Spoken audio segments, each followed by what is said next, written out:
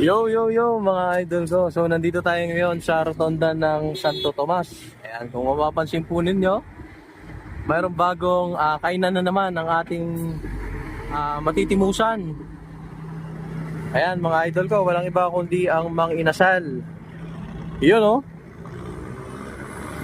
Mang Inasal, ang paborito ng bayan.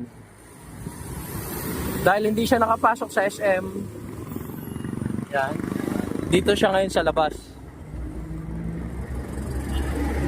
Ayan mga idol ko, hindi na tayo lalayo na kumain ng inasal.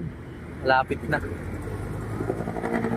So katabi lang man siya ng Honda Santo Tomas. Yan po, dating Honda yan. Tapos ngayon po, katabi niya, yung bakanting lote, yan yung ginagawang inasal. Tapos ang katabi po niyan ay neighborhood. Yun oh.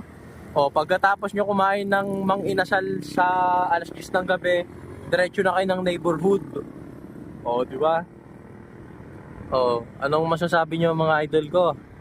Comment down below kung mahilig din kayo sa inasal. Alright, don't forget to follow, like, and share.